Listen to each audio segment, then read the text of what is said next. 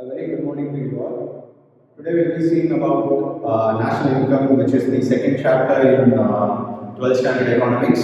Before going into the chapter, we'll see a quick recap of what we saw in the first chapter, which is Introduction to Macroeconomics. In introduction, we have seen what is meant by macroeconomics, its scope and limitations, its different types, and the three major economic systems in today's world, and also the circular flow of income models based on two-sector economy, three-sector economy, and four-sector economy. We will be starting where we left off in the first chapter, which is the four-sector economy. One of the major things in today's economic studies is the measurement of national income. In the introductory session today, we will be seeing its meaning, definitions, and basic concepts. So, what is national income? National income is a comprehensive measure of the economic activities of a nation. So, this national income is what shows what the country's purchasing power is. In order for any economy to grow, the rate at which its real national income should grow over time. Simon Kuznets is the person who introduced the concept of national income, and he also won a Nobel Memorial Prize in the year 1971. He gave national income's definition on the basis of GDP, which is gross domestic product. We'll be seeing this definition in the next slide.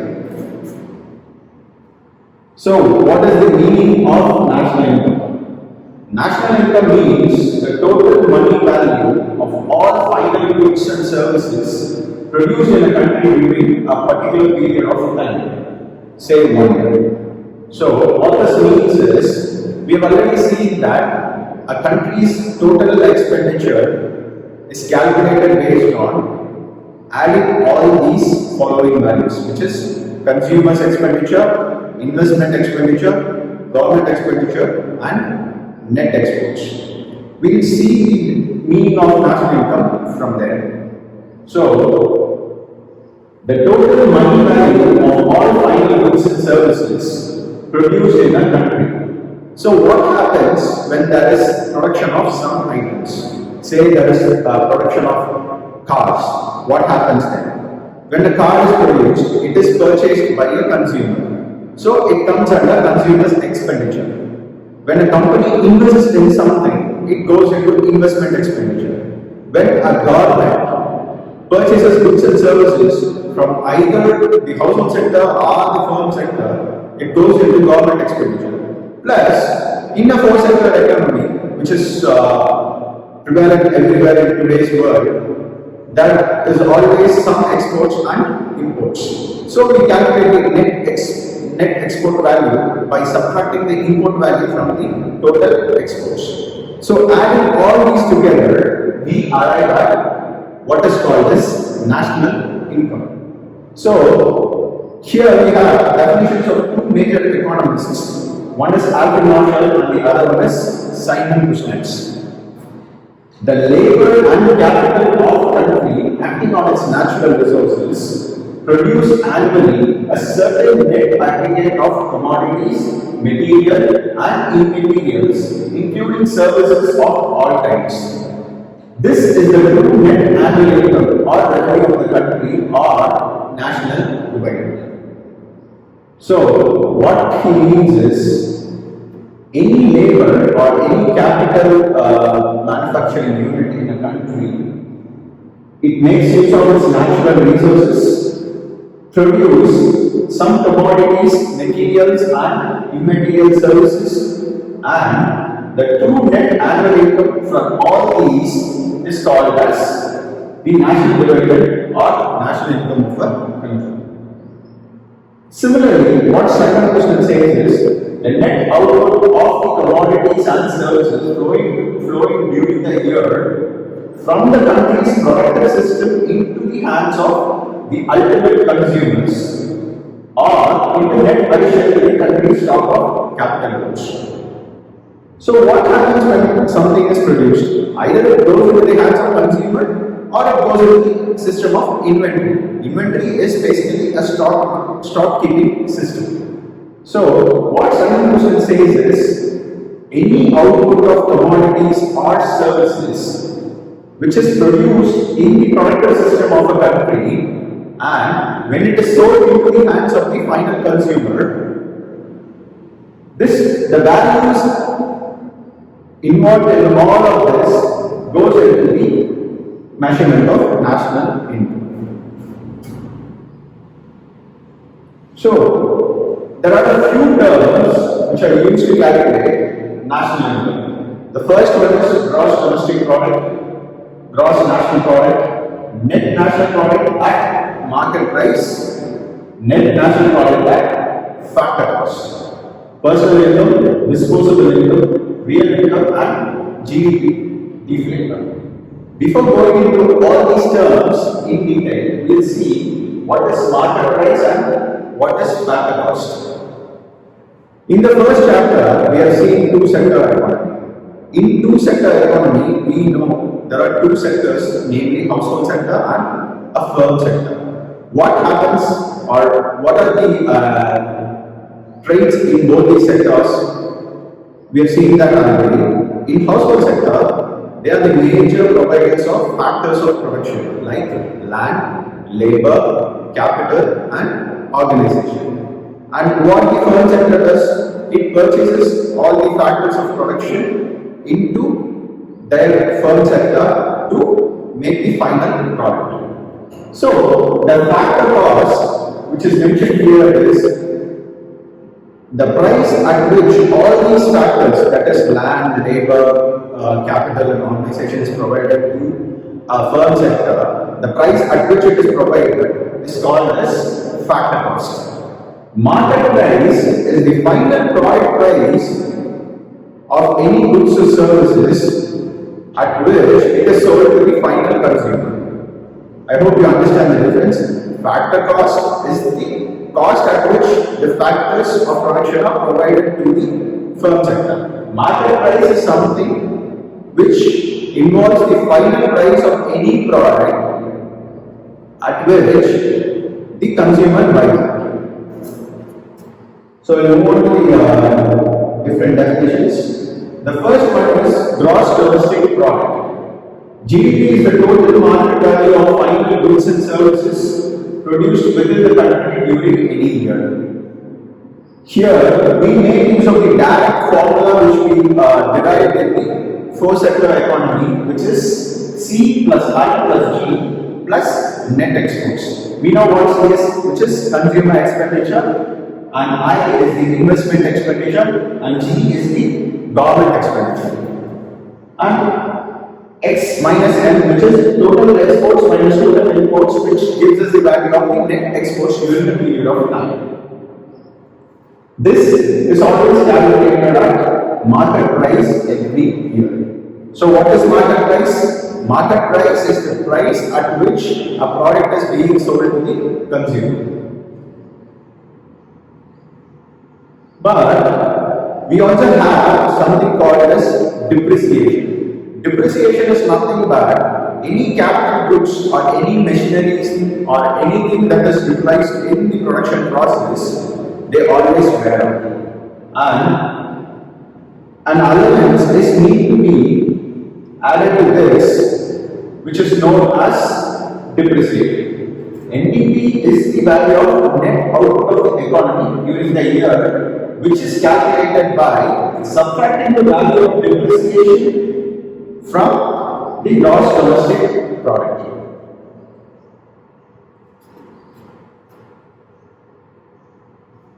The next one is gross national product. Developing on what gross domestic product is, we are adding a term called net factor income from abroad. What this basically means is there are incomes received from abroad by normal residents of India. That is, there are people working in India but for a foreign enterprise and they receive some income from those foreign enterprises. And there are also incomes paid to the foreign residents for factors of services rendered by them in domestic territory in India. So what basically net factor income from abroad is, there are two set of incomes. One is services provided by residents of India to foreign enterprises. So that is mentioned by the term R. P is the services or the income received for the services provided by foreign residents in India. So these are the two incomes. Both these incomes are resident in India, but for different kind of services. One is by the Indian residents, the other one is by foreign residents residing in India. So RMSP gives the value of net factor income from companies abroad. So if you see the definition, GNP is the total measure of the flow of final goods and services at market value resulting from current production in the country during a year, and like I said before, including net income from abroad. So, as we have seen before, C is consumption, I is gross investment, G is goods and services purchased by the government, net, as we have seen before, net exports, which is difference between the exports and imports of goods and services during a year, and R minus P, which is net factor income from abroad.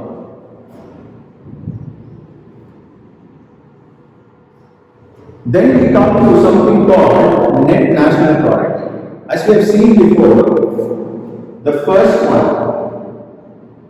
for GDP, we have a net domestic product. So, which is gross domestic product and net domestic product. We calculated the gross domestic product first, and we subtracted the depreciation to give us the net domestic product. Similarly, we have gross national product, and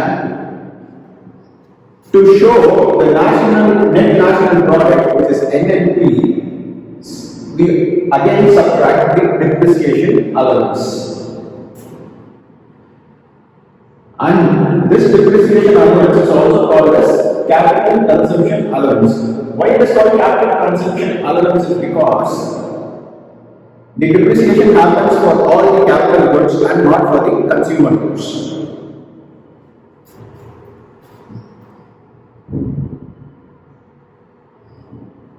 Okay, so the net national product which we saw in the previous slide is NNP at market price. We already know what is market price, and we also know what is factor cost. To arrive at NNP at factor cost, what we have to do is we have to calculate NNP at market price, subtract the indirect taxes paid by the population, and add all the subsidies. So basically, what happens here is NNP at factor cost is the total of income payment made to the factors of production. So who are all factors of production?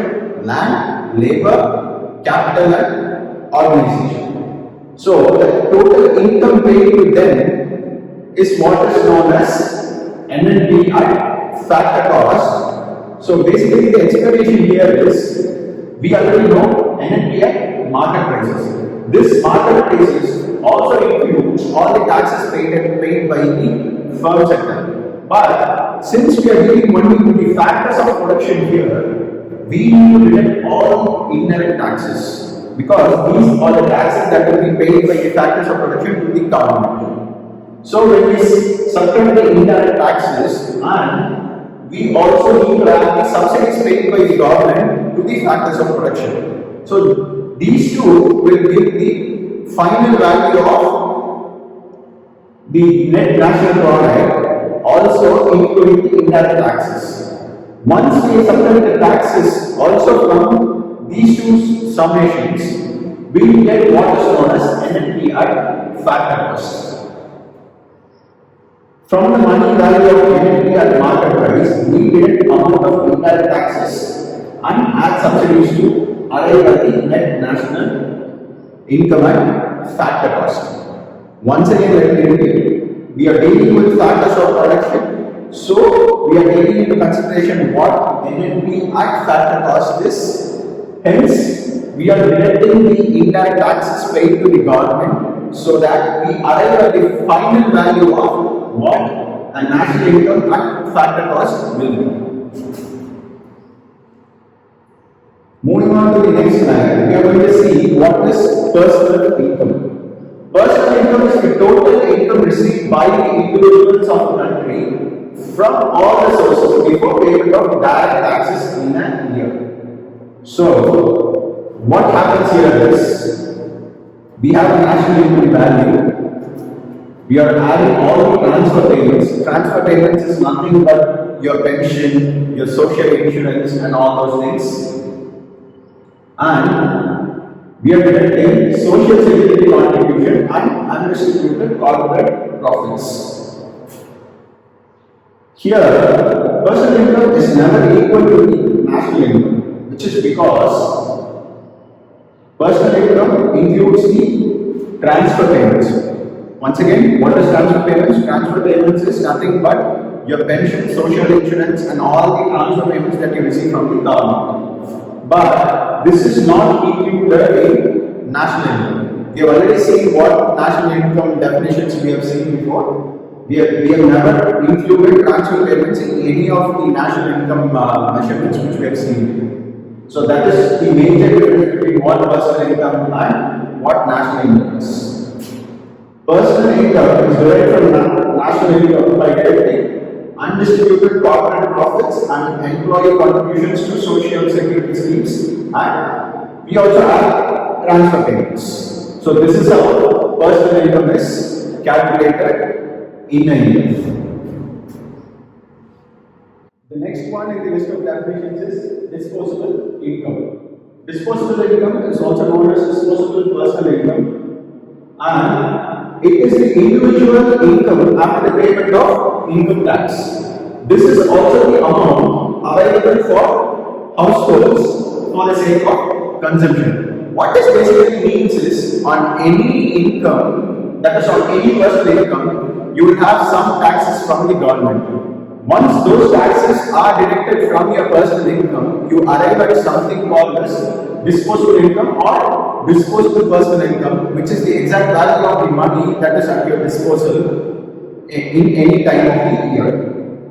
And also, the other definition which we can arrive at from disposable income is, it is also the addition of consumption and savings. So what we can see from here is, the personal income which we consider here, or the disposable personal income which we consider here, is used up in two areas. One is for consumption and the other one is for savings. That is what is mentioned by disposable income can also be arrived with the help of adding your consumption and your savings value. The next one is per capita income. Per capita income is nothing but the average income of a person or a country in a particular year, which is arrived at by dividing the national income value, which you have measured during using any of the methods, and dividing it by average population of the year in question. So, what we basically arrive at here is, what is the average income of a person? This is not the exact value of how an economic growth or how the economy of a country is actually working, because this is an average value. This average value is not the same for all the individuals in a country. We are all, because some people are at the lower slabs of economy and some people are at the highest slabs of economy. But this per capita income does not show the variation between the lower slabs and the higher slabs. This just arrives at the median position of what an average income is there in any country. So this is just an example of what has been arrived at in the year 2018. If you can see, the green, all the green countries show the countries where the per capita income is high or on the highest slabs, and it's lowering towards red and darker shades of red. As we can see, India is in the range of red. In 2018, the per capita income in a year for Indian citizen was about $2,000 approximately, which is close to 1,50,000 in today's value. The next term is what we call as real income. Real income or nominal income is the national income expressed in terms of a general price level of a particular year. In other words, real income is the buying power of nominal income. So basically what this means is we take price index from the current year and we also hold the price index of a base year for the sake of calculation. So when we divide P1 by P0, we come to a price index ratio. When we use that ratio to divide national income and current price, we arrive at something called as real income. National income is the final value of goods and services produced and expressed in terms of money at current price. Again, this does not show the real state of the economy. This is just an example based on the base year which we have decided. The next term is what we call as GDP deflator. GDP deflator is an index of price changes of goods and services included in the GDP. Basically, we calculate this by dividing nominal GDP by real GDP and multiplying it by 100. This gives a measure of price inflation or deflation with respect to the specific days. And the nominal GDP of a given year is computed using that year's prices, while the real GDP of that year is computed using the base year's prices. Once again, in GDP deflator, the nominal GDP is the current year's prices and the current year's GDP values.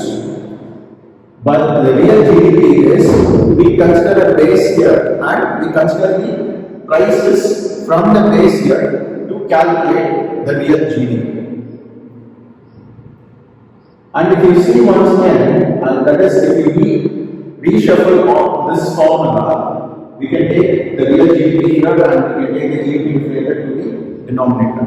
What this means is we can calculate real GDP by dividing the nominal GDP by the GDP deflator value and multiplying it by 100.